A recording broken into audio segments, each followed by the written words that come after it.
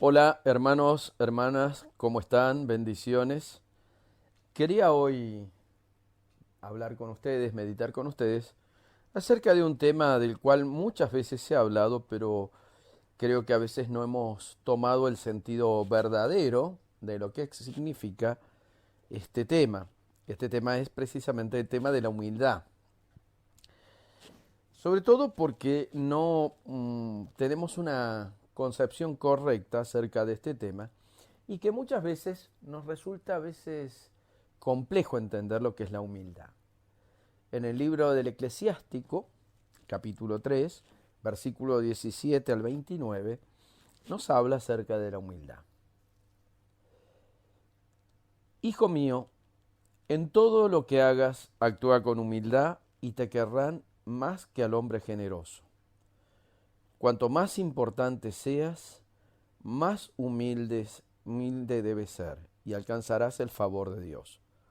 Porque es grande la compasión de Dios y revela sus secretos a los humildes. No pretendas lo que es demasiado elevado para ti, ni investigues lo que superan tus fuerzas. Reflexiona sobre lo que se te ha encomendado y no te preocupes por lo que está oculto. No te inquietes por lo que te supera, aunque te enseñen cosas que se te desbordan. Porque son tan numerosas las opiniones de los hombres y sus locas fantasías los extravían. El terco terminará mal. Quien ama lo bueno lo conseguirá. El terco se acarrea desgracias. El cobarde añade pecado a pecado. Donde faltan ojos, falta la luz. Donde falta inteligencia, no hay sabiduría. No corras a sanar la herida del orgulloso, porque no tiene sanación. Es el brote de una mala planta. El sabio aprecia las sentencias de los sabios.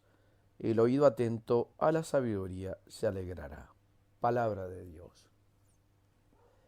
Queridos hermanos, hermanas, la humildad es una de las virtudes que más debe caracterizar al hombre, a la mujer que quiere seguir el camino de Dios. Esto, ¿cómo entenderlo? Y sobre todo entenderlo como el tratar de no ponerme nunca por encima de los demás, no sentirme ni más grande ni mejor que los otros. La palabra que acabamos de proclamar nos presenta dos ventajas o beneficios que atrae la humildad y que son el amor de Dios y el amor de los demás y la compasión y la misericordia de Dios. Aparte de que los humildes es a quienes Dios les revela sus secretos, sus designios, sus planes. La virtud de la humildad debe ser una de las preocupaciones del que quiere alcanzar la sabiduría. Cuanto más sabio se es, más conciencia se tiene que tener y tenemos que tener de lo lejos que estamos de la máxima sabiduría, de comprender, de saber todo, de entender todo.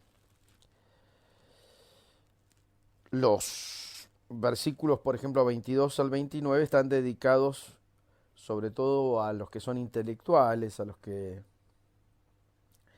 responden a la arrogancia de quienes creían tener en la época en que se escribió el Eclesiastés un gran dominio de la ciencia y del conocimiento. No nos olvidemos que el Eclesiástico está escrito en una época que es en la que el pensamiento griego hacía creer que la sabiduría era conocer muchas cosas, dominar muchas materias. Para la palabra de Dios, la sabiduría está en temer a Dios, cumpliendo sus mandamientos, pero sobre todo sabiendo vivir bien. Es la humildad la que nos lleva a la sabiduría. Pero bien, ¿qué es la humildad? Yo creo que a veces hay malas comprensiones de la humildad. Se comprende mal. Se entiende la humildad como decir, ay, yo que no sé nada, yo porque soy un humilde cucaracha. No, eso no es humildad. Humildad no es desvalorización. Humildad es esencialmente un conocimiento de uno mismo muy profundo, muy auténtico y muy verdadero, que nos permite evaluar realmente lo que soy, lo que tengo y lo que no tengo. Humildad es saber hasta dónde puedo llegar y lo que no puedo hacer.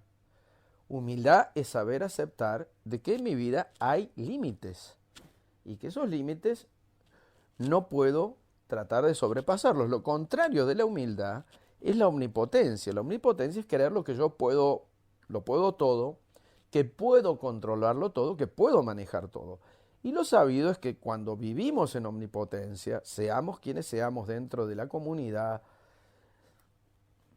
pastores, sacerdotes, dirigentes, responsables, líderes, mientras no entendemos esto, mientras creemos que la omnipotencia es nuestra, corremos el riesgo de atribuirnos aquello que es propio de Dios. La omnipotencia sola la tiene Dios, solo Dios es omnipotente y nada más.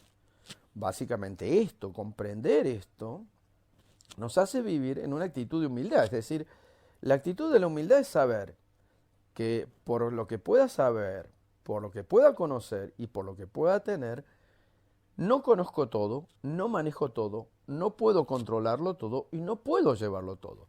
Querer controlar todo, querer manejar todo, querer saber todo, es quedarme en la nada. No en vano, Sócrates, cuando comienza hablando de la filosofía, él se plantea frente a los hombres de su época, que se llamaban los sofos, los sabios, y él se llama a sí mismo filósofo, o sea, el amigo de la sabiduría únicamente en el pensamiento griego. Por eso responde, solo sé que no sé nada. En un momento cuando le preguntan qué sabe, solo sé que no sé nada. Solo sé que me falta saber, solo sé que tengo que aprender. Esa actitud de humildad es esencial frente a Dios y frente a los demás. Cuando uno es capaz de reconocer su humildad, pero no con la falsa humildad, esa falsa humildad que a veces, mi humilde opinión, mentira, qué humilde opinión ni qué 8 cuartos, no seamos claros, hermanos, seamos claras, no estamos hablando de humildad. Mi humilde opinión es, en el fondo, yo tengo la razón, me presento humildemente como para que no caer mal, pero nada más que eso. La humildad exige otra actitud, es la actitud del reconocimiento de mi fragilidad, de mis límites, y de mi incapacidad a veces de hacer ciertas cosas. Nadie puede hacerlo todo, pero tampoco nadie puede decir que no puede hacer nada. Ninguna de los dos extremos está bien. En la verdadera humildad es saber qué soy y qué puedo, pero también poder reconocer delante de Dios que necesito esa actitud fundamental, que es la de reconocer hasta aquí puedo, hasta aquí llego. La humildad me lleva a reconocer que necesito, en primer lugar, de la mano y de la presencia de Dios en mi vida, de la iluminación, de la luz y la dirección del Espíritu Santo en cada proyecto, en cada cosa que emprendo en mi vida. Y también la humildad es básicamente reconocer que necesito de mis hermanos, de mis hermanas, para poder construir mi vida, para poder construir mi proyecto y salir adelante. No existe verdadera humildad y no existe verdadera fe sin humildad. Cuando en el pueblo de Israel existía hasta una corriente de espiritualidad que eran los anahuín. Los anahuín, que eran aquellos que eran los pobres de Yahvé, anahuín quiere decir esto, los pobres de Dios, y que por lo tanto solo podían poner su confianza en Dios porque no tenían otro lugar donde poner su confianza. Cuando María le responde al ángel, yo soy la servidora del Señor, le está diciendo, yo soy la Nahuín Yahvé, yo soy la pobre de Dios, la pobre de Dios, y en quien solo puedo poner mi confianza y mi vida. Esa es la actitud de la humildad. La actitud de la humildad muchas veces la podemos ver encarnada en muchos personajes, en el mismo Jesús que lava los pies a sus discípulos, o en la misma María que va a atender a su prima Isabel en un parto. Hay un texto, una prédica muy antigua de Martín Lutero que, salvando las distancias de la época, dice, mírenla, dice, aquella que tendría que ser llevada en un carro, por, tirado por más de 1000 caballos, va y prepara, lava los pañales y prepara el agua y prepara la comida en la casa. Esa prédica es una cita muy, no me acuerdo de la cita textual, es un sermón de Lutero, donde habla de la humildad de María. Curiosamente, lo hemos perdido muy de vista. Y sin embargo, ese texto nos refleja cómo María toma una actitud servicial. La humildad es saber que siempre necesitamos de otros, que siempre necesitamos para nuestra vida de hermanos, que siempre necesitamos de Dios para nuestros proyectos, que Dios no nos ha dejado sin capacidades, que no somos cualquier cosa, sino que teniendo una sana autoestima, una sana valoración, una verdadera valoración de cada uno de nosotros y de nuestra vida, al mismo tiempo no lo podemos todo y no alcanzamos todo. Llegar a esto es llegar a descubrir la sabiduría. La sabiduría verdaderamente es esto. Lo contrario es la omnipotencia y la terquedad. Por eso que del versículo 26 en adelante habla de la terquedad, el terco se acarrea desgracias, etcétera, etcétera, etcétera, como hablando de la terquedad, como una actitud de sentir de que yo lo puedo todo y estoy superado en todo. Casi podríamos decir que terquedad y omnipotencia aparecen casi como lo mismo, que terquedad y omnipotencia terminan siendo lo mismo. Creo que este tiempo que estamos viviendo, estos tiempos que nos tocan vivir, nos están enseñando nuestros límites.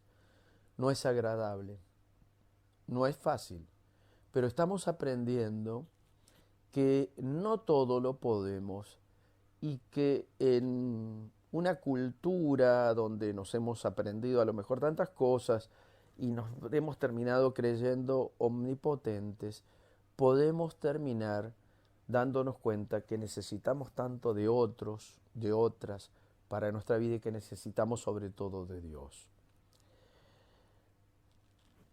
Que cuanto más importantes seamos, más humilde aprendamos a ser, tenemos que aprender a ser. Que cuanto más importantes seamos, más humildes debemos aprender a ser. En cada detalle. Alguien me dijo una vez que cuando una persona es realmente importante, siempre te contesta un mensaje. Siempre.